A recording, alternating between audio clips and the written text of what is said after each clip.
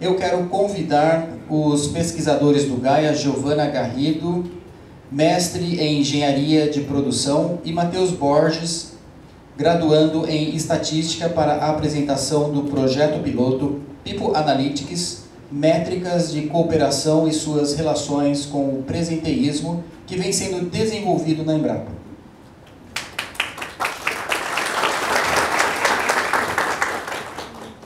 Bom dia, pessoal. Bom dia. Bom, mediante tudo que já ouvimos aqui, eu chego a pensar que, de fato, nós fazemos parte de uma sociedade que, infelizmente, ainda sabe muito pouco de tudo que existe, né? Tanto dos benefícios do People Analytics, que foi brilhantemente apresentado pelo Diego, quanto também do fato que a cooperação ela consiste hoje num fator mais impactante para o desempenho das empresas, e por isso uma gestão assertiva é, de fato, o que é crucial para a sobrevivência hoje, para a obtenção de vantagens competitivas.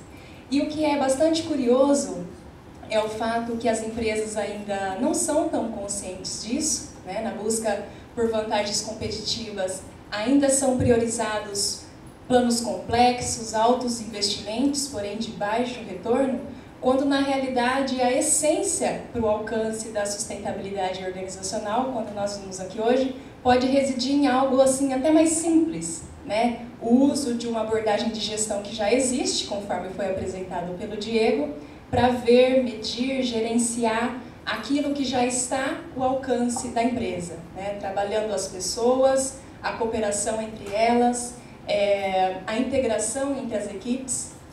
O perigo dessa tal cegueira organizacional hoje em dia é que, não vendo, não medindo, não gerenciando a cooperação, as empresas não deixam apenas de ganhar com as vantagens de equipes que cooperam e são integradas entre si, mas elas perdem, e perdem muito.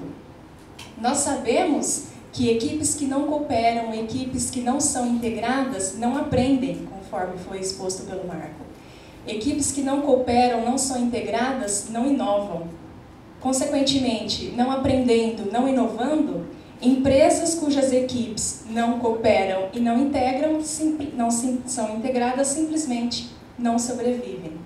Ou seja, a cooperação ela é um fator que é totalmente assim relacionado com outros fatores relacionados ao fator humano que são muito influentes no desempenho da empresa.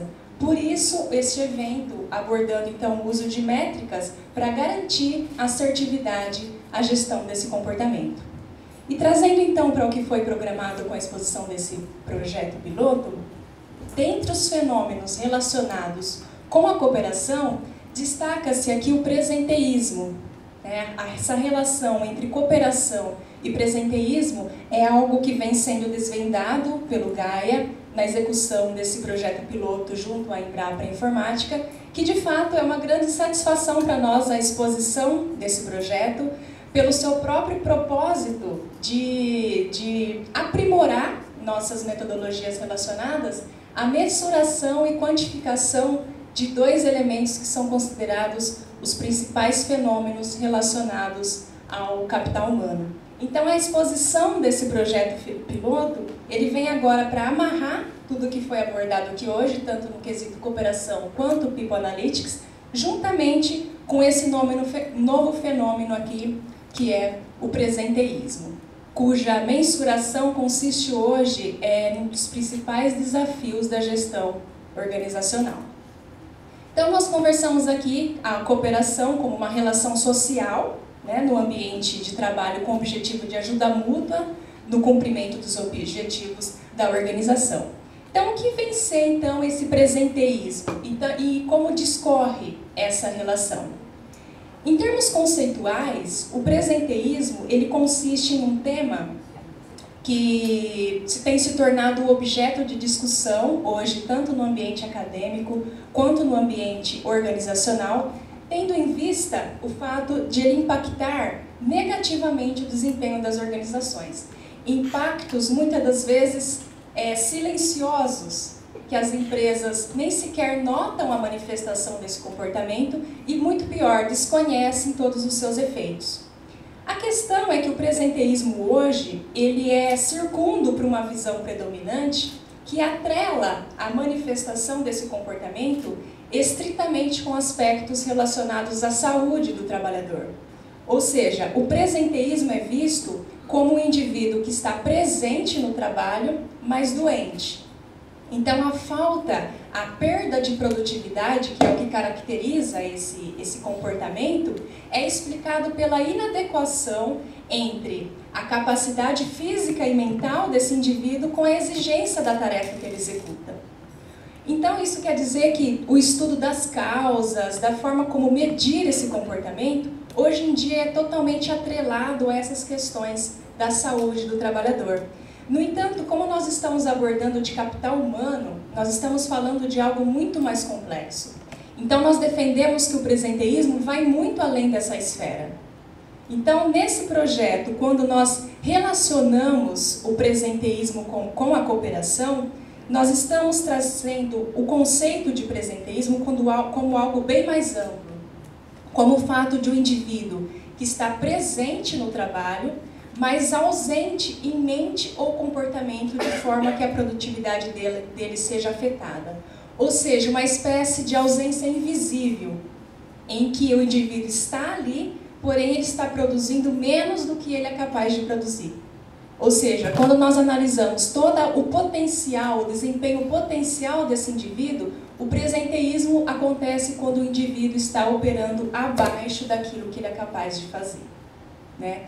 E essa definição, ela sintetiza uma visão de presenteísmo como algo que não é estritamente relacionado com a saúde do trabalhador, mas é como algo crônico, que ele pode ser determinado tanto por fatores pessoais, como também por fatores organizacionais. Ou seja, pode ser um comportamento resultante de uma propensão mesmo individual, ou algo forçado pela própria irracionalidade da organização.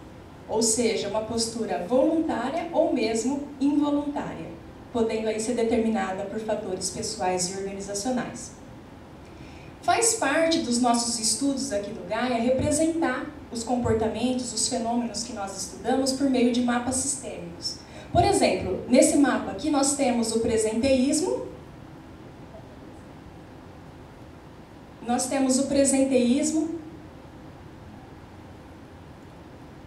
circundo por as principais variáveis, tanto os principais fatores, tanto pessoais quanto organizacionais, tanto naqueles que antecedem o comportamento, quanto a delimitação dos seus principais impactos.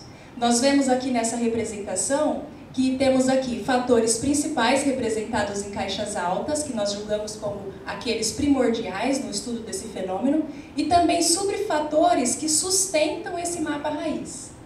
Nesse momento não caberiam discussões aprofundadas sobre isso, mas o que eu quero mostrar aqui para vocês é que a cooperação, ela consiste em um fator principal no estudo do presenteísmo.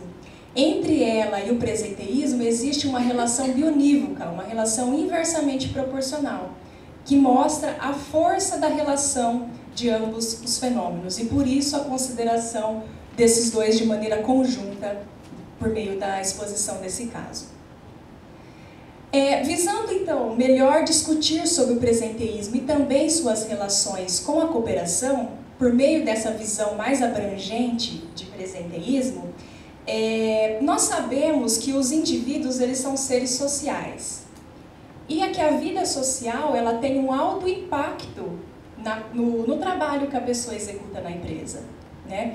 Nós sabemos que os indivíduos, eles convivem com 3 tipos de demanda: as demandas do trabalho, as demandas da família e as demandas do lazer. Essas demandas, elas são demandas sobrepostas, ou seja, é natural eu estar envolvida no atendimento de uma demanda, mas para passar para o atendimento de outra demanda em mente ou comportamento. Aliás, quando há um equilíbrio nisso, é benéfico. Aliás, esse é o nosso objetivo. O problema reside quando há uma apropriação desequilibrada do tempo no trabalho, que de certa forma ameniza a energia, todo o tempo despendido para o atendimento das demandas do trabalho. E é isso que caracteriza o presenteísmo. sobre influência de fatores pessoais ou organizacionais, sejam de característica estrutural ou conjuntural, há uma apropriação desequilibrada do tempo, do esforço, da energia que o indivíduo despende para execução do seu trabalho, de forma que ele tenha um rendimento prejudicado. Então, seja pela cooperação, pela falta de integração entre as equipes, pela inadequação entre o indivíduo e a tarefa que ele executa, por questões relacionadas à qualidade de vida no trabalho, ou mesmo por questões mais pessoais, como, por exemplo, desmotivação, estresse, falta de significado naquilo que ele faz, o indivíduo ele tende a estar presente no trabalho, mas ausente em mente ou comportamento, de maneira que ele tenha um rendimento prejudicado. E com isso, ele deixa a propensão desse indivíduo a cooperar tende a diminuir. Tudo isso, então, significa que a cooperação e o presenteísmo, eles atuam como fenômenos opostos. Quanto maior a cooperação entre as equipes, dentro das equipes, quanto melhor a integração, menor vai ser a tendência presenteísta. E vice-versa. Havendo presenteísmo, menor vai ser a propensão da pessoa cooperar com as outras. É em virtude dessa interconectividade entre esses dois fenômenos que nós trazemos aqui o intuito desse projeto piloto não se resume apenas medir a cooperação, e sim as suas relações com o presenteísmo, ambos fenômenos considerados como os mais importantes quando a gente aborda o capital humano. Então, o objetivo desse projeto piloto que vem sendo realizado com a Embrapa, ele tem tanto um viés científico, que é então contribuir com o desenvolvimento de uma metodologia que permita quantificar esses principais elementos e os seus impactos em fatores organizacionais e humanos, como também objetivos organizacionais, como estudar a dinâmica de cooperação e suas relações com o presenteísmo nas equipes de trabalho que foram estudadas, visando contribuir para melhorias organizacionais na instituição.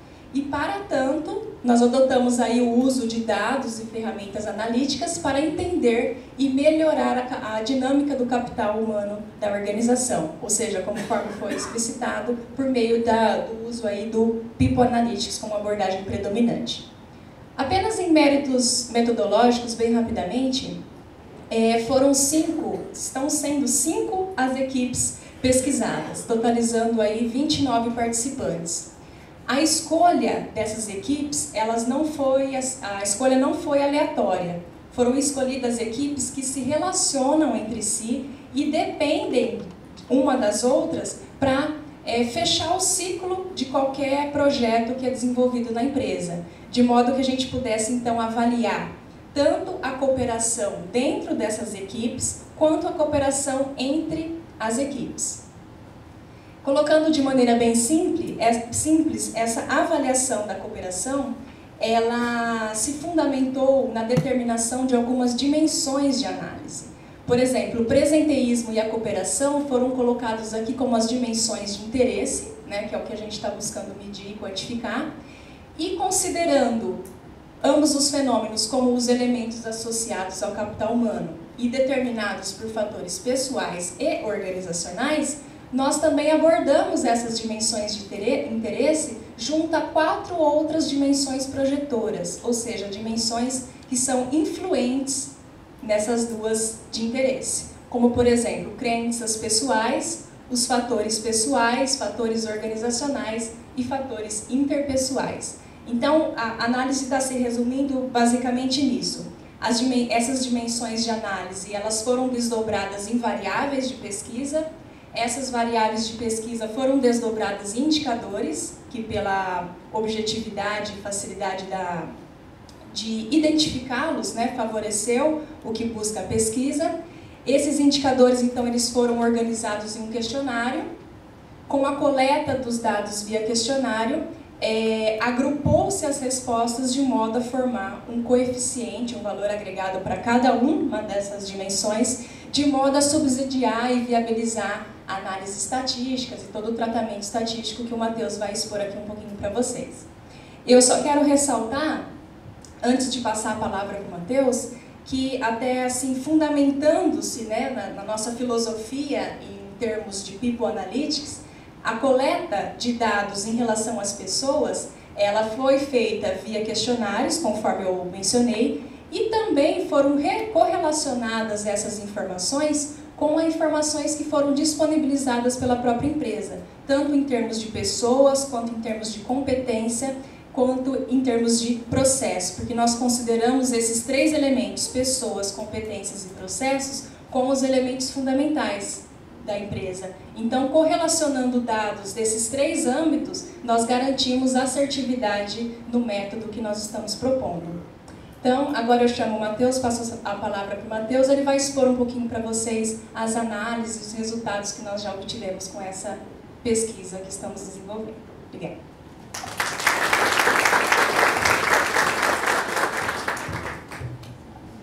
Bom dia. Eu vou apresentar para vocês os principais resultados que alcançamos com todos esses dados que recebemos. Para tirar conclusões sobre os dados que nós recebemos, nós fizemos correlações entre todos os índices, entre os dados que recebemos da Embrapa, de forma que encontrássemos fundamentações de tudo que o grupo estuda e acredita. Essas são as dimensões que a Giovana citou, as dimensões de interesse, cooperação e o presenteísmo, que foi dividido em a cooperação intra e entre grupos. A cooperação intragrupo foi ainda, a gente percebeu a necessidade de separar ela ainda entre cooperação percebida e cooperação existente. Com a cooperação percebida foi medida através de perguntas que perguntassem diretamente sobre o ambiente de cooperação na Embrapa, como, por exemplo, existe um problema de cooperação na sua equipe? E esses resultados dessas perguntas resultaram em 9 coeficientes que estão expostos nessa tabela aqui. Como exemplo de perguntas da cooperação intragrupo existente, são perguntas que se relacionavam com resultados de relações de cooperação. Como, por exemplo, quando você precisa de alguma ajuda no trabalho, se a sua equipe está de prontidão para ajudar nessa demanda.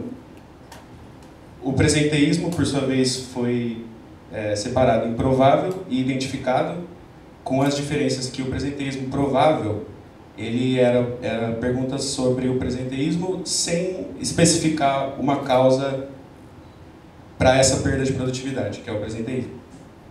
Como, por exemplo, perguntas sobre se a pessoa termina o trabalho no prazo determinado, com que frequência essa produtividade é menor que o esperado, e resultando também nos coeficientes 4 e 5 relacionados ao presenteísmo. A única diferença do provável para o identificado são justamente essa especificação de causa. Como, por exemplo, uma pergunta sobre o presenteísmo identificado, qual o número de horas gastas no ambiente de trabalho com atividades pessoais, que é um fator que faz com que a produtividade seja menor do que a esperada. Como resultado das dimensões de interesse da cooperação e o presenteísmo, eles estão expostos aqui, juntamente com a definição, a interpretação de cooperação de acordo com o questionário, que é uma avaliação pessoal do trabalhador sobre o ambiente de cooperação no qual ele próprio está inserido. E por questão de simplicidade, eles estão apresentados aqui, esses coeficientes, como se fosse uma nota de 0 a 10. Sendo a cooperação geral uma nota de 6,56, que é resultante de uma média da cooperação intragrupos e entre grupos, com médias respectivas de 7,15 e 5,36. Esses são os resultados do questionário das perguntas sobre cooperação. Na parte do presenteísmo, dividida entre o identificado e o provável, tendo em mente a diferença na subdivisão do presenteísmo, um especifica a causa e o outro é mais abrangente, a gente assumiu que está um contido no outro, de forma que o presenteísmo real é no máximo, o nível de presenteísmo real é no máximo o presenteísmo identificado e no mínimo o presenteísmo provável, algum valor entre 0,612, que é o resultado do presenteísmo provável, e 0,823, que é o presenteísmo identificado. Relembrando a definição que a Giovana falou, esse gap de falta de produtividade devido ao presenteísmo, tem seu resultado que a perda de produtividade estimada está entre 17,7% e 38,8%, que são essas porcentagens são resultado dos níveis de presenteísmo provável e identificado. Agora vou falar alguns números alguns resultados da análise de correlação. Foi usado um nível de significância muito comum, que é o 5%, e esses foram os principais resultados. A correlação entre fatores organizacionais e a cooperação se mostrou significativa. Porém, esses mesmos fatores organizacionais não se relacionaram significativamente com o presenteísmo. E, ao mesmo tempo, a correlação entre os fatores pessoais e o presenteísmo foi significativa, mas não foi significativa em relação à cooperação. A relação entre os fatores pessoais e o presenteísmo. Ou seja, de acordo com as respostas do questionário, a cooperação é predominantemente determinada por fatores organizacionais, enquanto que o presenteísmo é predominantemente determinado por fatores pessoais. De forma que os colaboradores, aparentemente, veem os fatores organizacionais como um fator que promove ou limita as relações de cooperação. E esses são alguns exemplos, são dois exemplos de comentários que evidenciam esse tipo de limitação. Vou ler um para vocês aqui. Possui um perfil para articulação e gestão de grupos, pouco explorado institucionalmente. O segundo, ambientes acadêmicos são extremamente segregadores e pouco colaborativos. A gente pode perceber que a pessoa atribui essa falta de cooperação, esse ambiente negativo, por fatores organizacionais. Relembrando a definição da Giovana de elementos do capital humano serem definidos por aspectos pessoais, aspectos organizacionais, e esse resultado dessa correlação, nós temos que os aspectos organizacionais são mais influentes na cooperação, enquanto que os aspectos pessoais são mais influentes no presenteísmo. E sabemos também, como a Giovana disse, a relação entre cooperação e presenteísmo. Inversamente proporcional, em que um influencia o outro de forma significativa. Agora, pela sua própria definição, o presenteísmo é altamente relacionado com o desempenho. Por ele ser definido como uma perda de desempenho, fica clara essa relação. E também, como o Marco disse, também explicitou a relação entre cooperação e desempenho. Ou seja, nós temos esse sistema que nos permite visualizar esse caráter cíclico entre elementos do capital humano, aspectos pessoais e aspectos organizacionais, com o desempenho. Ou seja, analisando o presenteísmo e a cooperação individualmente, a gente só achou relação com aspectos organizacionais por causa da cooperação e para os aspectos pessoais no caso do presenteísmo. Mas, quando a gente analisa eles de forma conjunta, a gente consegue observar esse caráter cíclico e assim a gente realmente confirma essa fundamentação de que aspectos pessoais e organizacionais afetam tanto a cooperação quanto o presenteísmo. Agora, com o intuito de prover uma visualização da relação dos aspectos organizacionais com a cooperação, que se mostrou significativa, são apresentados aqui 2 gráficos de frequência da cooperação abaixo da média, aqui em cima. O que esse gráfico quer dizer? Uma concentração dos valores à direita significa que quanto maior o nível organizacional, o nível dos fatores organizacionais do questionário, lembrando, maior é a frequência e, portanto, é mais provável que ele possua um nível acima da média de cooperação. Como podemos ver aqui, na cooperação abaixo da média, os valores estão concentrados mais à esquerda, o que quer dizer que a avaliação da pessoa dos fatores organizacionais ser mais baixo significa que ela é mais provável que ela tenha um nível de cooperação abaixo da média. E, analogamente, para a cooperação acima da média. São aqui, agora, para representar a relação entre cooperação e presenteísmo, foram feitos o mesmo gráfico de frequência da cooperação geral acima ou abaixo da média, e a gente consegue ver um pouco mais fraco, mas ainda consegue ver a mesma concentração à direita dos dados, o que confirma essa correlação positiva entre o nível de presenteísmo maior, quer dizer que o nível de presenteísmo maior significa menos presenteísmo, o nível do questionário, e a gente consegue ver essa relação tanto para o presenteísmo identificado, que são esses 2 gráficos, quanto para o presenteísmo provável. A gente pode ver de novo, quanto mais para a direita, está mais concentrado e, de novo, mostra essa correlação positiva.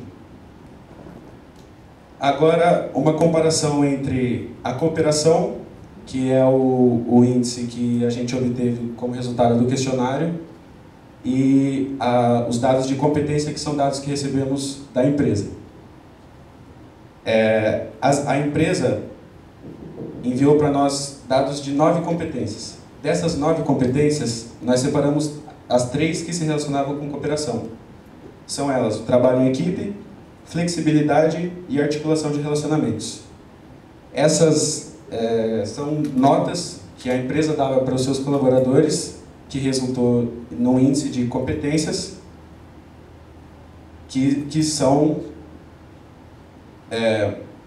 a capacidade manifesta de cada colaborador de contribuir positivamente para o ambiente cooperativo da empresa. É a potencialidade de cooperação dessa pessoa. E, talvez, no primeiro momento, surpreendentemente, a gente encontrou uma correlação significativa e negativa entre o índice de cooperação e de competências. Mas, analisando, a gente chegou na conclusão que faz sentido pensar que quanto mais capacitada uma pessoa mais exigente ela se torna com o ambiente de cooperação no que ela está. O que pode introduzir problemas se na mesma equipe houverem pessoas com competências muito diferentes. As pessoas têm percepções diferentes do que é um ambiente ideal em termos de cooperação, e isso pode causar descontentamento em ambos os lados. Tanto a pessoa que tem uma competência mais alta para a cooperação, quanto a pessoa que tem uma competência mais baixa. Agora, esses índices da cooperação e das competências, ambos estão estimando a cooperação real, que é a força que está agindo sobre todos na equipe. Que parte da gestão e dos colaboradores. Se a gestão e os colaboradores têm um alinhamento forte, a soma das competências de uma equipe vai ser vai ser muito similar ao resultado médio da avaliação da cooperação. Ou seja, a cooperação real é resultado da cooperação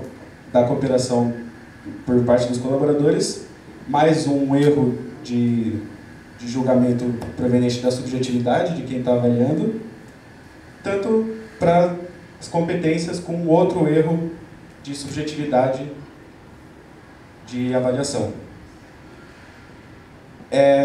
A diferença entre a avaliação da mesma coisa, tanto dos colaboradores quanto para a gestão, introduz uma dificuldade na tomada de decisão para promoção dessa cooperação. Ou seja, se a gestão tem uma avaliação do nível de cooperação que é diferente da avaliação dos próprios colaboradores, não existe um acordo e, portanto, fica cada vez mais difícil de tomar decisões que promovam esse tipo de comportamento.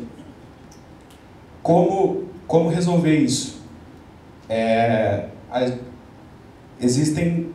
Precisam existir métodos de alinhamento entre os colaboradores e a gestão, para que esse erro de subjetividade seja cada vez mais parecido, cada vez mais perto, para que essa medição da cooperação tenha maior acurácia, para que se possa desenvolver a cooperação na empresa.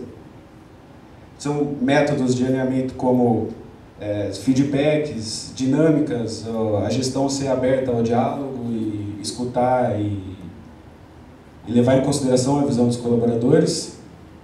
E, a partir disso, ter a mesma avaliação da cooperação para que se possa andar no mesmo sentido para promover esse comportamento que é comprovadamente benéfico para o desempenho da empresa. É isso. Muito obrigado. Agora eu vou passar a palavra para o Marco, para ele fazer o encerramento do... Quem acompanha aqui as nossas Manhãs da Inovação, que por sinal estão todas gravadas e disponibilizadas no canal do YouTube, vê que hoje a gente está fazendo um evento um pouco diferente, com nível de profundidade um pouco maior.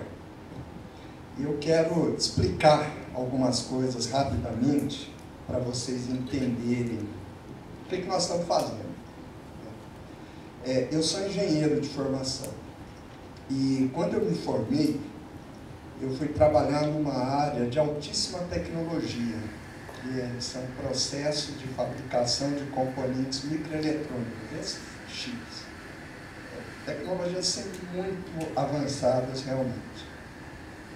Mas aquilo não me satisfez, eu gostava muito, me dediquei, tive resultados interessantes, e aí eu fui para a área de gestão. E a minha primeira surpresa foi que eu tinha, uma cabeça assim, bem estruturada, lidar com coisas, vamos dizer assim, bem objetivas. Porque assim, a hora que a gente aperta um interruptor, a lâmpada tem que acender ou apagar. E fica essa coisa assim, meio eu acho, tu achas, ele acha. Assertividade. E aí quando eu migrei para a área corporativa, eu tinha a impressão que era a mesma coisa. E foi até bom, porque no começo eu não entendia nada, eu ia nas palestras, não entendia, e eu achava que era porque eu era muito deficiente de conhecimento. E aí eu mergulhava, tentava entender, sempre procurei entender as coisas com profundidade. E até que eu comecei a entender como é que a banda toca. Onde a gente tem no mundo corporativo aquilo que eu falei no início, um desconhecimento muito grande, a gente caminha muito às cegas. E aqui no Gaia, no CTI, então, sempre com uma visão muito prática, estão estudando coisas muito profundas, mas querendo ver isso colocado em prática. E eu percebia, por onde eu andei, projetos grandes mesmo, no Brasil inteiro, envolvendo 20, 30, 40 instituições, muitas empresas, não é para uma empresa. Eu sempre vi o fator humano como determinante. E aí tem aquilo que foi dito, inclusive pelo Diego, Hoje o nosso desconhecimento é muito grande.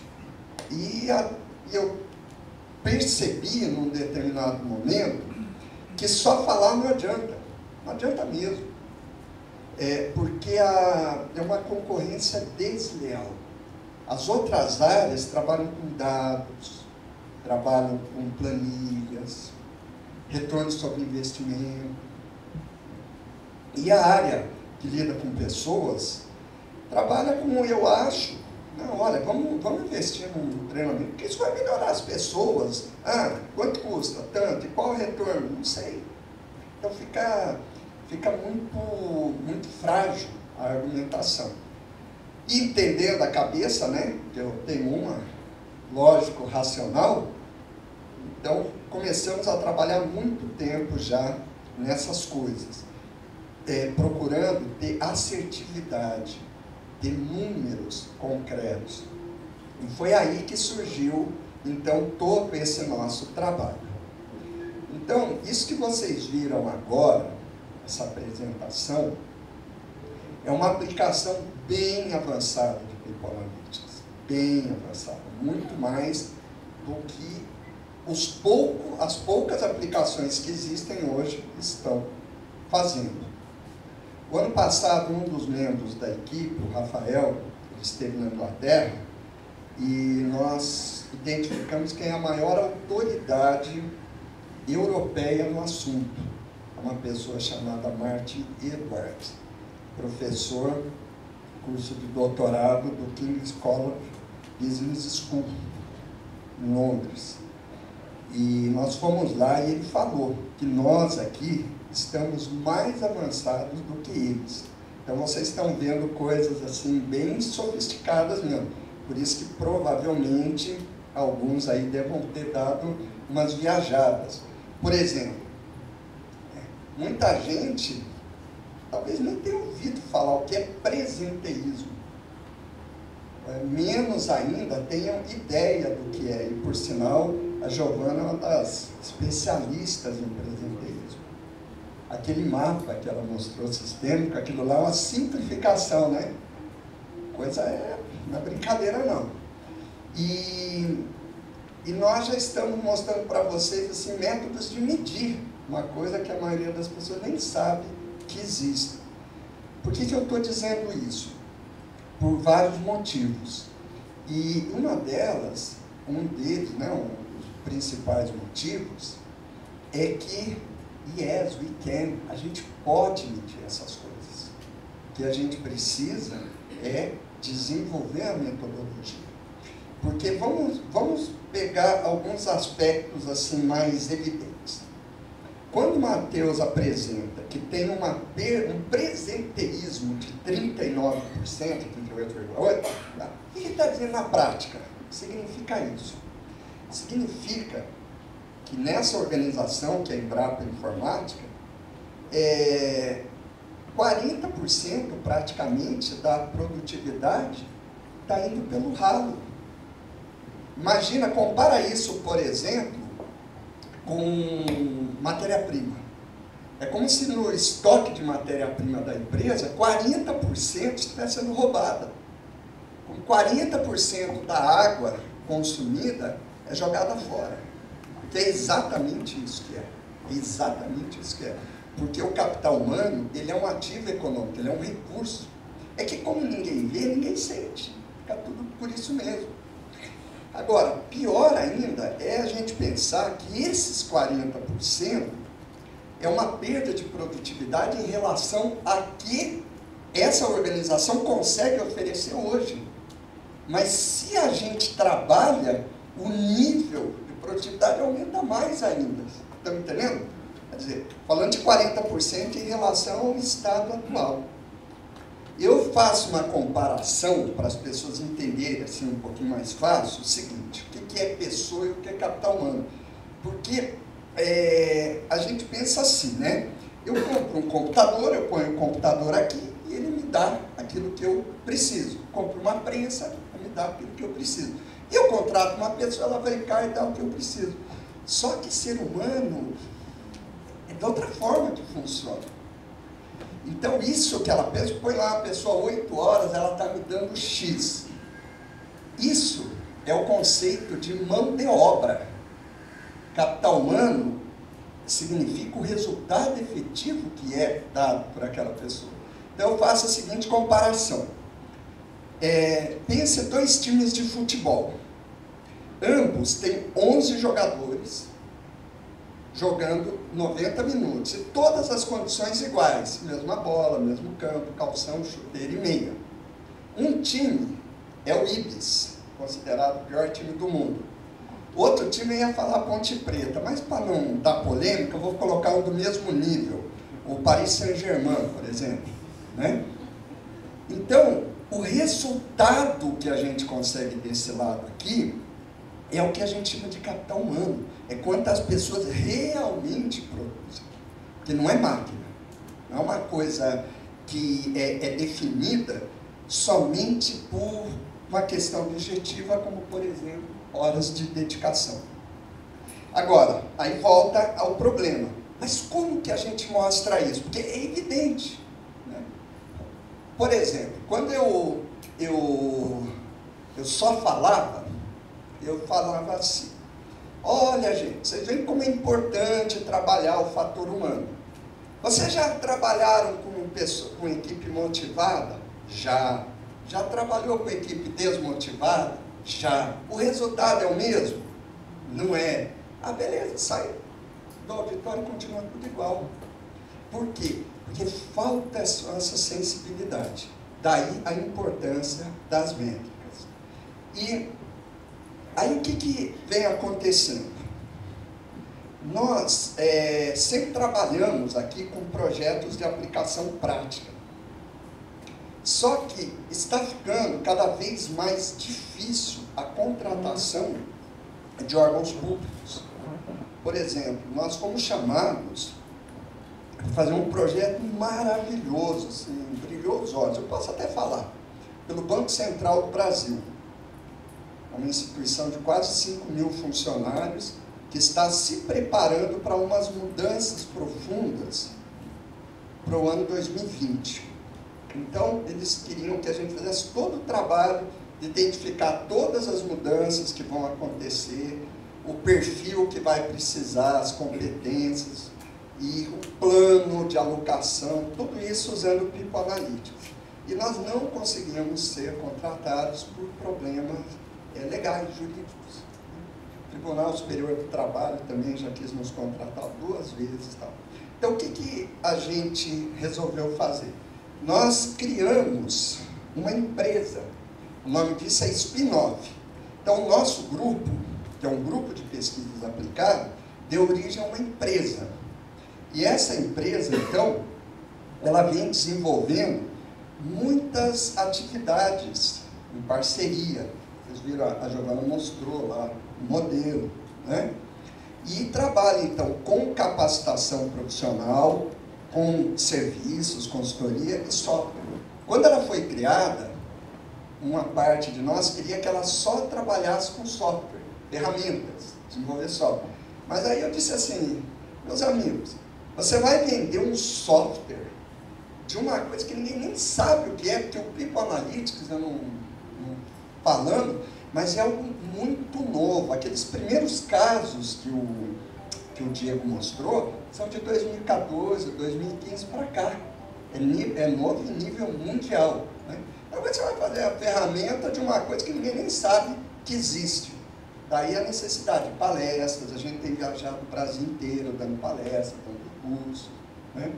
E tem um software que executa uma série de funções nessa área. E diversas aplicações práticas.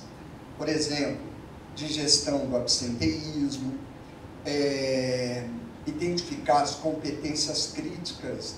Esse, por exemplo, foi numa empresa de comunicação, da gestão de absenteísmo, uma empresa de 3 mil funcionários.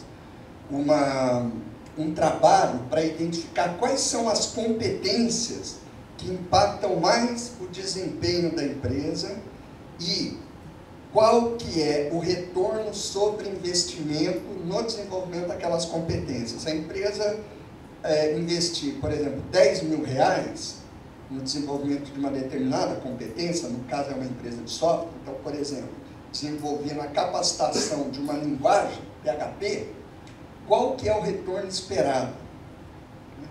E diversas outras, qual que é um banco de investimento? qual que é o perfil de funcionário com mais probabilidade de gerar ações trabalhistas. Numa outra empresa, qual que é o perfil de profissional que vem agregar mais para reposição de uma vaga, cálculos de turnover e aquelas coisas todas que foram ditas aqui, né? Então, a gente vem trabalhando intensamente, né, nessa área, e ao mesmo tempo que a gente está resolvendo problemas assim mais cotidianos, a gente está trabalhando também em coisas avançadas como essa, porque as pessoas não sabem que existem, assim como não sabia que existia vírus há 200 anos atrás, não sabia que existiam micro-organismos invisíveis aos 5 sentidos, mas existem e causam efeitos importantes. Então nós sabemos o tanto que a cooperação é importante, e o presenteísmo e diversos outros aspectos. E então aí nosso trabalho em procurar desenvolver um método para viabilizar, porque essa é uma meta que nós temos aqui. Eu acho muito legal a gente viajar em alto nível mesmo, e longe, assim, grandes teorias, grandes conhecimentos, mas é tão importante quanto, até mais importante, traduzir isso em métodos efetivos que possam mudar a realidade. Não adianta ficar falando um monte de coisa bacana, legal, faz sentido, mas no dia a dia a gente não consegue colocar isso em prática. Então, muito embora tenha coisas assim um pouco mais sofisticadas e tal, mas assim, são métodos que a gente faz para produzir resultados efetivos e disseminar isso. Uma coisa que a gente nunca fez e nunca vai fazer é ficar ocultando. Eu até penso assim, sabe? Compartilhar uma coisa, uma confidência minha. Eu falo, daqui a uns anos, tudo que eu estou falando está sendo gravado.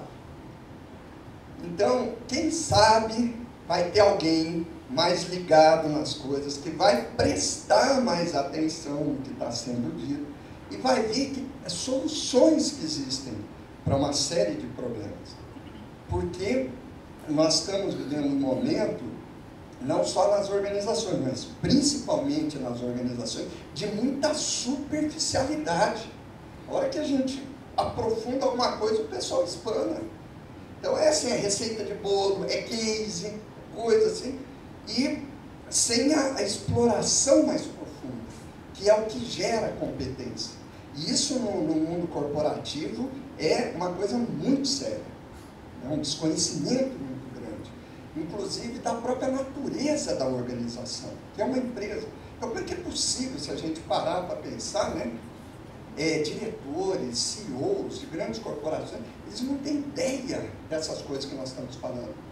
Então, aquela analogia, como se você pegasse um programador da Microsoft que não entende do funcionamento de um sistema computacional. Por isso que a gente vê tanta barbeiragem. Empresas que estão assim na crista da onda, 2, 3 anos depois, falem. Por quê? Porque não está entendendo, né, os fundamentos, as variáveis. Então, trazer um pouco mais de tecnologia real, um pouco mais de ciência, isso é muito importante que a gente faça, né? Então, o Diego, eu não conhecia, eu conheci o Diego hoje aqui, né? Gostei muito da fala dele, está muito alinhada com o nosso trabalho, e principalmente nesse aspecto de que o People Analytics, ele é uma ferramenta. O que faz um grande cirurgião, é claro, o bisturi que ele usa é importante, mas o que faz um grande cirurgião é a consciência, é a competência de uso daquele bisturi, saber o que usar, quando usar, como ele falou assim, e que problema que eu quero resolver. Não vai ficar gerando indicador, gerando métricas, né? Então, é esse o caminho que a gente orienta, que é bem na linha do que ele disse lá. E, primeiramente, a gente precisa entender qual é o problema.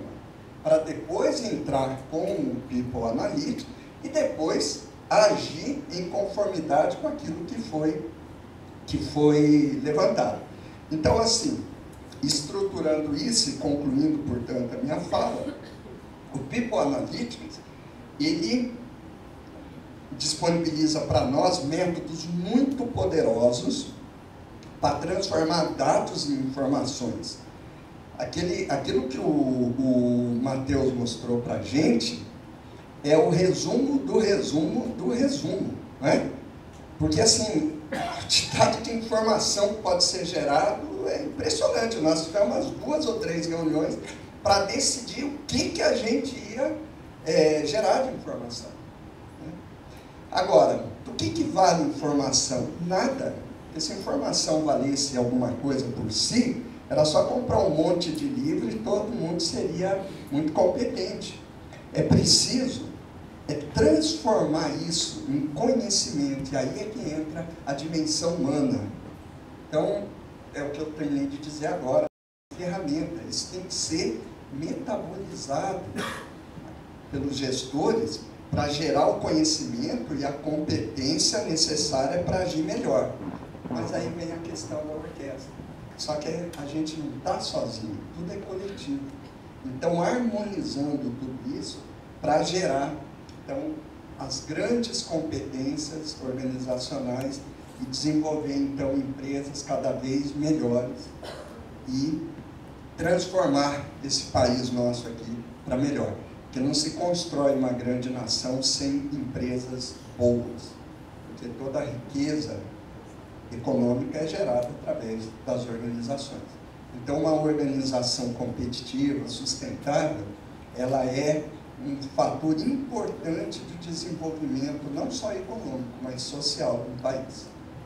Então, a gente está aqui, né? Agora vamos ficar à disposição de vocês para algumas perguntas, se vocês tiverem, e estou aproveitando para dizer que a gente tem feito cursos, né, diversos, e a próxima turma é na cidade de São Paulo, aqui pertinho, que é 28 de setembro. Semana passada, isso, né? Semana passada eu dei curso de People Analytics e inovação em Porto Velho.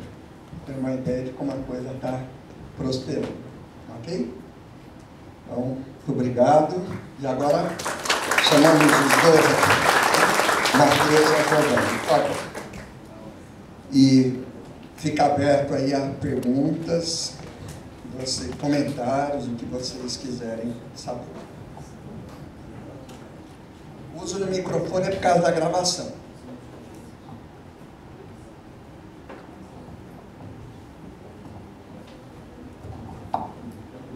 Bom, vamos dar início. O meu nome é Línio e a minha pergunta, eu acho que ela poderia ser abordada pelo Marcos, ou pela Giovana, ou pelo Matheus, né? É muito nessa questão que a gente tem ouvido bastante sobre estudos das gerações nas organizações. Baby Boomer, geração X, Y, Z, né? Eu queria ouvir de vocês, se no trabalho que vocês desenvolveram, vocês perceberam alguma correlação dos conflitos das organizações relacionadas com conflitos existentes entre essas gerações. Essa seria uma primeira questão. E a outra, talvez mais para o Marcos, né, qual seria a comparação que vocês poderiam fazer em relação a essa ferramenta, né, do People Analytics com o Six Sigma ou com o Big Data? Vou responder aqui. A gente não tem nenhum trabalho especificamente sobre conflitos de geração. O que a gente sabe é que uma equipe, quanto maior diversidade existe, melhor. Então, como eu disse, né, a relação entre pessoas pode ser nenhuma, pode ser conflituosa ou pode ser de cooperação. E o Matheus, ele mostrou que a questão da cooperação depende muito da capacidade gerencial. Então, é interessante que tenha essa mescla de diferentes gerações, assim como pessoas de diferentes formações, pessoa com formação humanista, pessoa com formação de exatas, porque isso enriquece muito. em todos os aspectos, geração de conhecimento, encontro de melhor solução e etc. Mas essa harmonização, ela depende de uma competência gerencial específica. Em relação a Big Data, ou Big Data, o nosso software ele tem uma primeira versão, a gente ganhou um novo subsídio da FAPESP, valor 5 vezes maior, para uma segunda versão. E nessa segunda versão a gente já vai ter, então, alguns elementos do Big Data, ou seja, a capacidade que o sistema vai ter de se integrar a grandes bases de dados, com grande volume de dados, variedade e velocidade. Em relação ao Six Sigma, a relação é total no seguinte sentido. O Six Sigma é uma aplicação de métodos analíticos, estatística, né, matemática, métodos analíticos, que até hoje vêm sendo aplicados especificamente nas dimensões objetivas da empresa.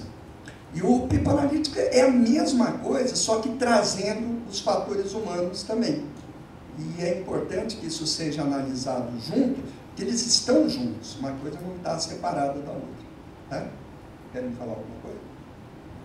Só em relação ao seu questionamento referente à idade, em uma das correlações que foram feitas, como eu disse, além dos questionários, foram levantados outros tipos de dados em relação aos participantes, né?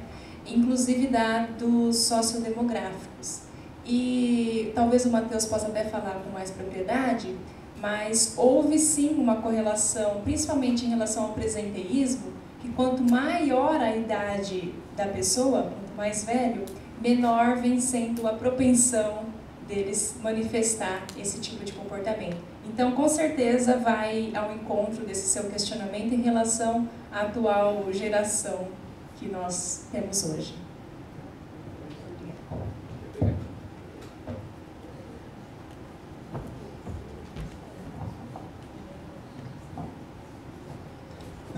Bom dia, meu nome é Rui, eu trabalho já com RH há mais de 15 anos e eu queria fazer uma pergunta para o Dr. Marcos, pegando o gancho do amigo ali sobre gerações. A expectativa de vida no país tem aumentado. Já se especula aí, de acordo com a nova reforma previdenciária, aposentadoria lá para os 70, se conseguir chegar lá. Então, o Grupo Gaia tem algum estudo, alguma análise feita com relação a pessoas dessa geração X aí que está fora do mercado de trabalho e que tem grande dificuldade de conseguir emprego? Então, como seria essas pessoas que estão fora e sobre a relação entre estar fora e a aposentadoria só lá nos 70? Tem algum estudo com relação a isso? Olha, essa questão, ela me preocupa muito, não só do ponto de vista profissional.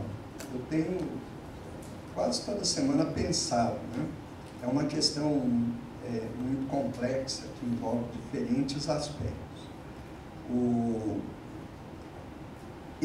Eu não sei, eu acho que esse problema da inserção no mercado de trabalho, ele na verdade é um problema que sempre houve e que hoje, em função principalmente dos problemas econômicos do país, ele se agrava. E existem dois comportamentos que são especialmente prejudiciais para todo mundo, não é só para quem está entrando no mercado de trabalho. Esse também, né? Existe aí eu já vi até uma pessoa de alto escalão de um organismo internacional falando de um problema que me parece que é mais localizado no Brasil, que se chama geração nem estuda e nem trabalha. É verdade, é uma coisa séria, que são exatamente as duas coisas, que os dois comportamentos. Eu falei agora há pouco, é a questão da superficialidade. pessoas não aprofundam nos conhecimentos, não buscam uma aquisição mais consistente de conhecimento.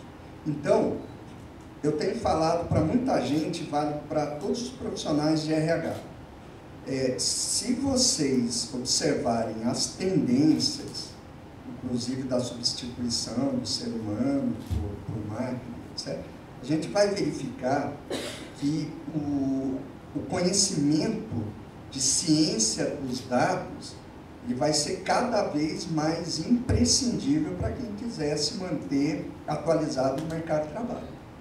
Então, não precisa ser um estatístico como o Matheus, mas a pessoa precisa entender de dados, ter medo dessas coisas.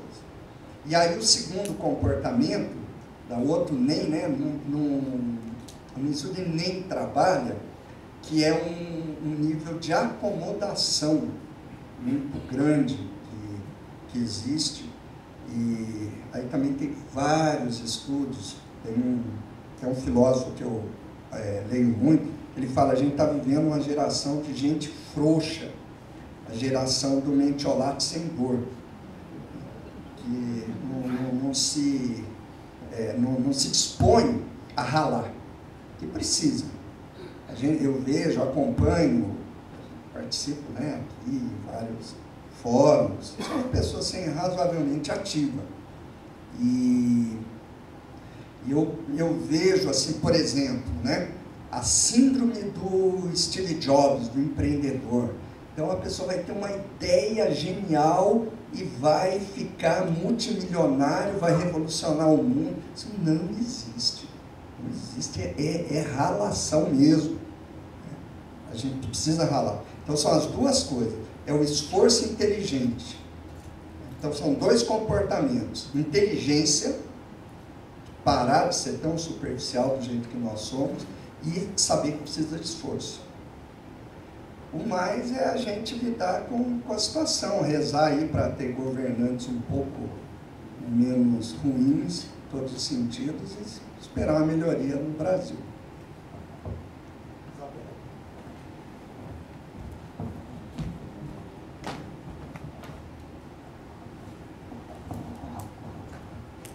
Bom dia ao Marcos, ao Matheus, a Giovana. Eu sou estudante de psicologia, estou no último estágio, né, desse semestre, estou terminando. E a minha pergunta é, qual é o papel do psicólogo diante da People Analytics? O que vocês acham? A visão que vocês têm diante do psicólogo? Qual ajuda ele pode estar colocando diante desse projeto? Professor Marco, eu sou a Fabiana. Hoje foi uma manhã diferente para a gente. Eu consegui, eu sou docente da Unip, no curso de Psicologia, supervisora de estágio em Psicologia Organizacional, e eu consegui trazer minha turma da manhã, da supervisão do 9º semestre, 9º e 10º, para essa experiência que é bem diferente, da gente extrapolar a universidade e ver, né, sempre tenho falado para eles, vamos ouvir o que tem acontecido. Eu sou de uma outra geração de formação, também em RH, na psicologia, tive a oportunidade de começar numa empresa de tecnologia, então eu tive acesso muito cedo a esse tipo de informação, de ser estudante de psicologia que gerenciava Excel, né? Então para mim foi uma experiência muito relevante. E aproveitando o Cássio, a discussão que a gente faz em sala de aula é como formar esse profissional. E é bacana a gente ter toda essa visão, né, do que é utilizar a estatística, utilizar, né, as competências de várias áreas, mas como inserir esse psicólogo? Como que o psicólogo dentro dessas organizações tem visto o papel do sujeito, né? Na questão da subjetividade, no entender as suas necessidades individuais, a gente fala muito disso, na disciplina de comportamento humano, que eu dou até com eles, e pensar na qualidade de vida, porque o resultado final é essa questão, é a sustentabilidade da organização sob o viés do olhar do indivíduo, né? A partir desse caminho. Como que o senhor pode contribuir, Giovana, Matheus, para a gente nessa formação do futuro profissional mesmo? E obrigada. Multidisciplinaridade. People Analytics é uma área multidisciplinar. Então, assim, a equipe ideal ela é formada por alguém que conhece de gestão, alguém que conhece do ser humano, como por exemplo psicólogo ou um profissional bom de RH, alguém que conhece de estatística, ciência de dados não, porque ciência de dados reúne tudo, métodos analíticos, né? Estatística, matemática, e alguém que conhece de ferramentas informatizadas quando a gente vai trabalhar com um volume muito grande de dados. E então, o conhecimento que deriva da área de psicologia, ele é vital, ele é muito importante. Hoje é uma das áreas que eu tenho procurado estudar cada vez mais, exatamente porque a subjetividade humana, ela dá resultados muito objetivos, extremamente objetivos. E aí, como em todas as áreas, o que eu recomendo para vocês é um olhar multidisciplinar, né? Não ficar aquela coisa estanque, e procurar ter sempre uma correspondência daquilo que está sendo estudado com o mundo real. Como é que aquilo instrumentaliza uma ação competente. Isso nas organizações é muito importante, é muito mais fácil, né? A nossa valorização para essa área é imensa. Eu trabalho em muitas áreas diferentes, muitas áreas mesmo, projetos que se eu ficar contando aqui, horas contando. Mas se eu tivesse que escolher uma para eu atuar, é saúde mental no trabalho. As pessoas não têm ideia da importância disso para a sociedade como um todo. E para o desenvolvimento da empresa, temos vários trabalhos nesse sentido, coisas assim bacanas, né? E é isso. Vocês têm uma coisa? Joia. Viu os psicólogos? Eu tenho uma filha que é psicóloga, tá? Obrigada por estar oferecendo esse conhecimento para nós, tem sido muito bom. Como eu trabalho com recrutamento e seleção, eu tenho muito interesse em relação a como coletar, organizar e analisar os dados pode criar um modelo de como selecionar menos subjetivamente pessoas. A minha pergunta é em relação à inovação. Então, como que eu posso analisar dados históricos e, ao mesmo tempo, buscar pessoas que trarão inovação dentro da empresa? Então, essa é uma pergunta. E aí eu também tenho uma pergunta em relação a questões éticas, não só em recrutamento e seleção, mas também desenvolvimento humano organizacional. Como as pessoas têm lidado com questões éticas que surgem a partir dos dados? A primeira pergunta, inclusive, o nosso software, um dos modos é recrutamento e seleção, né? Porque, assim, a chave de tudo é quantificar. Então, pensem na seguinte situação. Você precisa de um profissional qualquer, vamos lá, um analista de qualidade. Então, o que ele precisa ter? Aí você começa a ver. Ele precisa conhecer, por exemplo, de metrologia, ele precisa conhecer fundamentos de estatística, ele tem que ter uma visão sistêmica, ele tem que ter capacidades de negociação, etc. Beleza. Nós vamos achar uma pessoa que tem tudo isso no nível máximo? Não, até porque ela não estará disponível.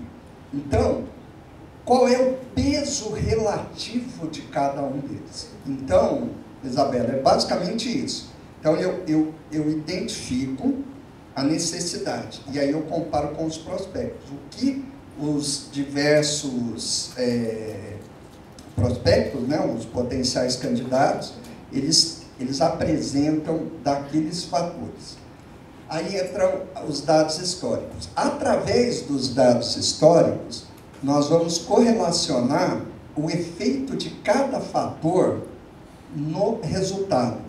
A Giovana falou muito rapidamente, mas assim, tem um modelo que a gente usa, é simples e é poderoso, que correlaciona 3 elementos. Então, trazendo para esse exemplo. Um deles é o processo. Do processo eu tiro o resultado. Então, que resultado eu quero? Por exemplo, velocidade, número de erros, por exemplo, área comercial, quanto que vende, quanto nível de qualidade, custo, qualquer parâmetro ligado ao processo.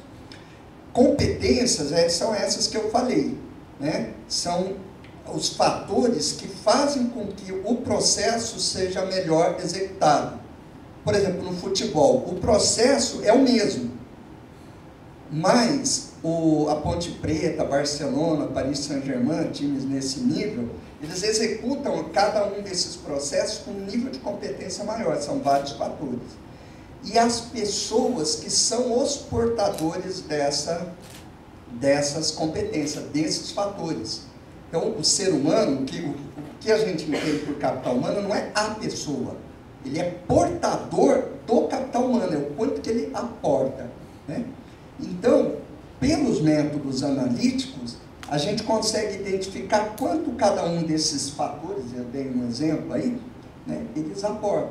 Aí eu olho os candidatos e vejo o nível que cada um tem, e esse software, por exemplo, ele te dá, e aí eu já estou respondendo até a pergunta da inovação, ele te dá uma relação assim. A primeira relação que ele dá é o seguinte, olha, se você contratar alguém que tenha tais fatores de competência num determinado nível, porque não é só o fator de competência, é um nível, né? Por exemplo, falar inglês, pode ser, ou melhor dizendo, saber inglês, pode ser para ler uma instrução de trabalho, para ler um livro, para conversar fluentemente ou para traduzir Shakespeare. São 4 níveis. Então, ele diz assim para você, se tais fatores de competência estiver nesse nível, o teu desempenho vai melhorar. Se você contratar alguém que tenha abaixo desses níveis, ele mostra quais são, ou seja, quais são os fatores críticos, o seu desempenho vai piorar. E esses fatores, tudo bem, mas não vão interferir muito. Então, através disso, você pode, por exemplo, aí é o canhão, né? Para onde você direciona. Se você quer melhorar a performance, por exemplo, se você quer uma pessoa que seja mais proativa, tenha mais iniciativa, e isso resulta em mais inovação, você favorece determinados fatores. Em relação à ética, né, ao uso dos dados, aí cabe aquilo de sempre, né? É aquela coisa, se o Matheus conta uma coisa para mim, na vida, no dia a dia, cabe a mim ter um bom senso de saber o que eu posso compartilhar com os outros e o que eu não posso. Então, as informações sensíveis, eu vou procurar manter mais discreto. Aquelas que sejam passíveis de divulgação, beleza. Agora, o People Analytics, assim como todo conhecimento, ele é um instrumento, ele é uma ferramenta. Porque o conhecimento humano, ele pode ser usado, né, dos dois lados. O avião pode ser usado para jogar bomba, para traficar cocaína, o mesmo avião pode ser usado para transportar remédios e salvar pessoas de enchente, e assim tudo, né? O álcool pode ser usado para destruir uma família, uma pessoa, pode ser usado para esterilizar numa cirurgia. Então, é o uso do conhecimento. O People Analytics, como todos, tem isso também.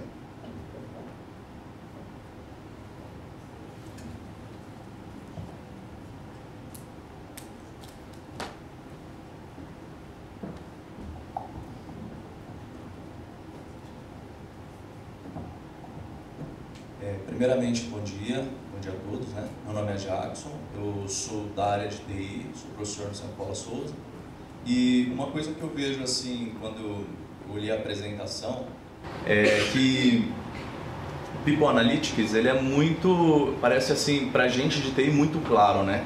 Porque a gente já conhece um pouquinho de Business Intelligence, então a gente vê que ele é realmente um braço de BI em RH.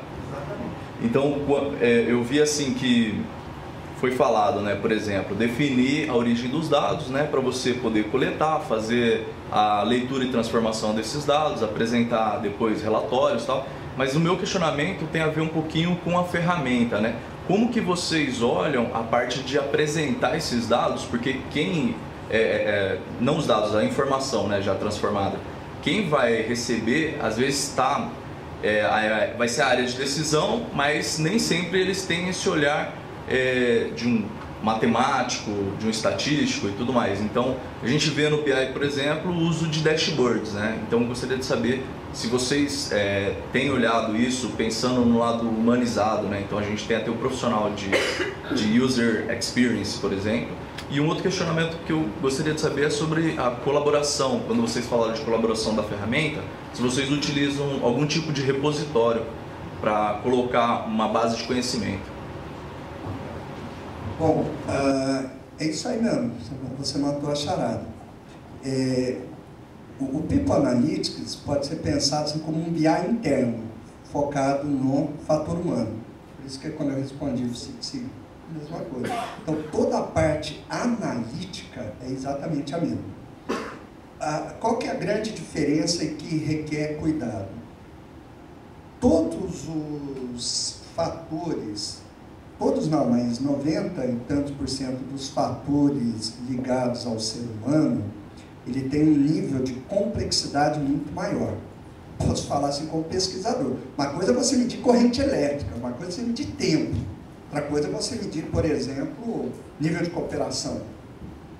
Não quer dizer que não seja impossível, mas os cuidados têm que ser diferentes.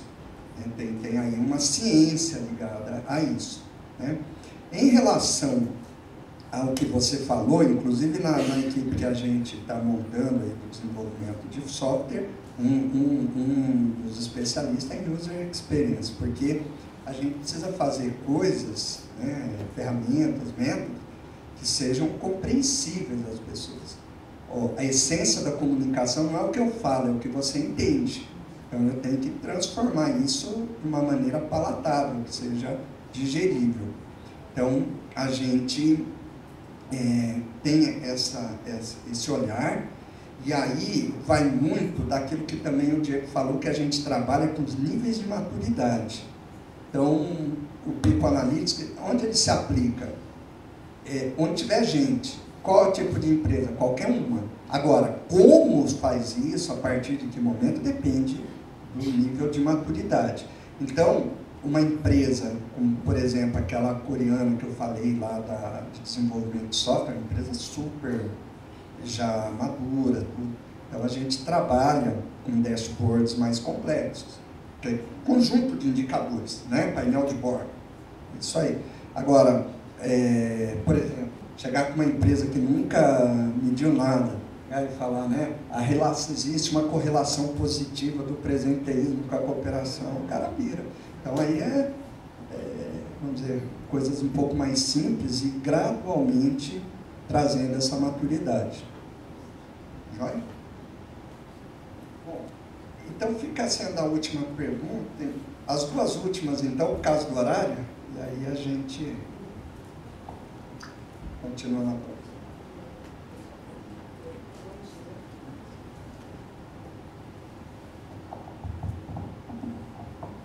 Obrigada, muito boa a palestra dos três.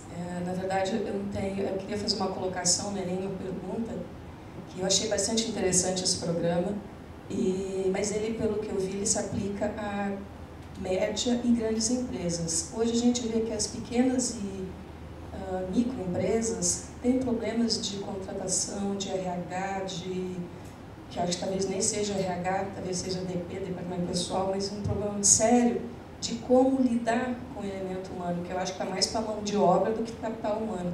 Como é que você vê esse cenário, né, das pequenas e microempresas lidando com essa dificuldade do capital humano, que não é, mas é mão de obra? Eu dou aula num programa desse.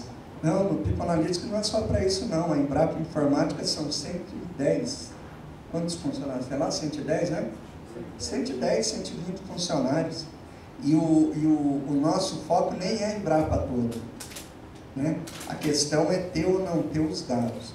O que acontece em relação à microempresa, quer dizer, toda organização tem aspectos negativos e aspectos positivos. A grande empresa, ela tem assim, um conjunto de profissionais mais diversificado, tem gente de várias áreas. Por exemplo, eu conheço aqui, nós participamos dos nossos cursos, aqui na Electro, Tem uma área de People Analytics com 2 estatísticos e uma engenheira. Uma pequena empresa é inimaginável ter isso aí. Por outro lado, a grande empresa é muito mais amarrada. Infelizmente, a maioria das grandes empresas, elas funcionam como uma máquina, não como um organismo, né, com muito pouco grau de liberdade. Então, tem a vantagem de você ter diversos especialistas, tem a vantagem de ser muito formatada. No mercado que muda rápido e continuamente, ela precisa se aproximar mais de uma visão mais orgânica, de flexibilidade, de capacidade, adaptabilidade, respostas rápidas, etc., que tem na pequena empresa. Mas aí falta o quê? A capacidade, competência. Daí a importância de se ligar com instituições externas para poder suprir isso aí. Um dos projetos bacanas que a gente fez aqui eram com 9 empresas de pequeno porte, setor de equipamentos eletrométricos. O André participou, ele era da área de... Não era nem RH, né? Você trabalhava na área de qualidade, né, André? Entendeu? E aplicava assim, o supra-sumo de conhecimento gerencial. Tem essa, assim, que é um problema também, que é um desvio, eu considero um desvio, que você pegar a literatura, metodologia, você vê as pessoas falarem, parece que aquilo só serve para as grandes corporações. E não é verdade, é a mesma coisa do People Analytics. O bom conhecimento, ele serve até numa banca de jornal. Eu sou professor de um curso de pós-graduação na Unicamp, eu dou lá a disciplina de estratégia. E normalmente são pessoas assim, de grandes corporações, um pessoal bacana, assim, muito jóia, gosto muito da aula lá. É um dos lugares que dá para a gente pensar um pouco mais. E numa das turmas, não sei por que cargas d'água, apareceu um rapaz, sem brincadeira, ele é dono de uma banca de jornal de uma cidade longe pra caramba, lá perto de Registro. Não sei por que é dono de uma banca de jornal. Então, eu dava o curso, lá tinha gente da Renault, tinha gente da Tetra Pak, tinha gente da Fenza, diversas assim, falando de estratégia. Eu, e chegava para ele, Motorola, chegava para ele, não lembro o nome do cara, e falava, olha, ir lá na sua banca de jornal, e trazia o mesmo conhecimento aplicado ali, entendeu? E isso falta muito, que é essa, vamos dizer, essa tradução, né, para a realidade. Por que acontece isso? Essa lacuna, exatamente o que eu falei. Porque as pessoas não se aprofundam e ficam na receita de bolo. Então é a receita de bolo para grandes buffets. Mas aquela mesma receita, devidamente adequada, dá para fazer o arroz e feijão de todo dia. E como a pequena empresa ela é mais permeável, ela é mais flexível,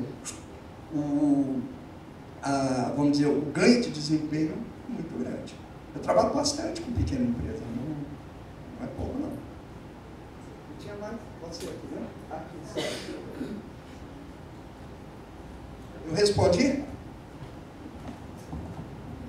Oi, meu nome é Cleiton. Eu queria saber, a colega falou ali de contratação, né, usando o People Analytics, e você falou do modelo. Seria tipo um modelo de scoring, onde você faria uma regressão multivariada, né, e aí determinaria o nível de contratação?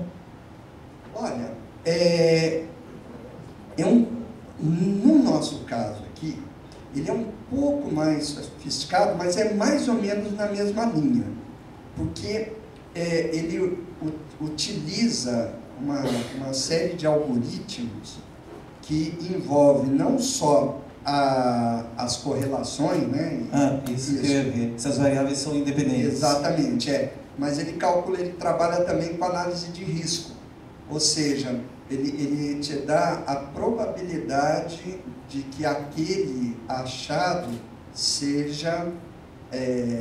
aconteça efetivamente.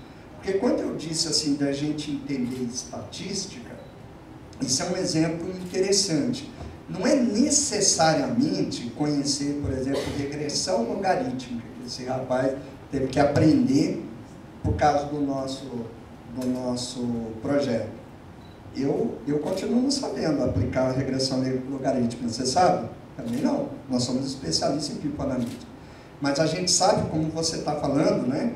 A gente sabe que existem possibilidades de correlações, a gente sabe que existem diferentes métodos, a gente sabe que a confiabilidade dos dados é importante e a gente sabe que qualquer resultado estatístico ele é sujeito a um erro. Então, isso é uma...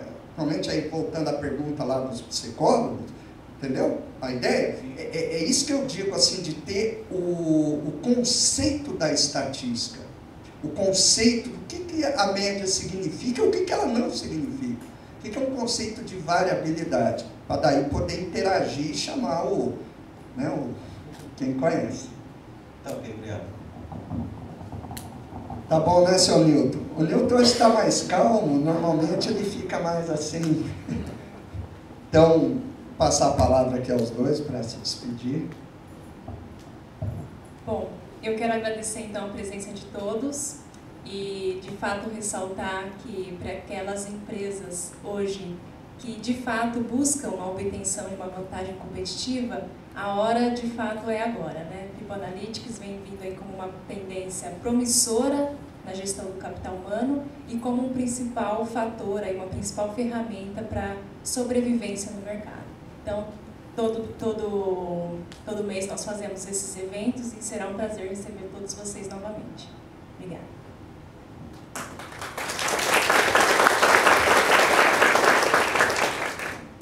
Também queria agradecer a presença de todos, pedir desculpas por qualquer falha na apresentação e que eu espero que tenha sido pelo menos minimamente útil para todos vocês. Muito obrigado. Eu quero publicamente parabenizar tanto a Giovana como o Matheus, gostei, achei muito legal o que vocês falaram. E o nome desse livro é Competitividade com Qualidade de Vida. Eu sou convicto que tudo aquilo que é verdadeiramente bom para o ser humano é bom para a organização, é bom para o seu bom desempenho. E quanto mais nós conhecermos das relações, de como que esses fatores se comportam, maior a possibilidade da gente conseguir ter organizações efetivamente sustentáveis, ou seja, que sejam competitivas e tenham qualidade de vida. Esse é o nosso principal propósito com todo esse trabalho.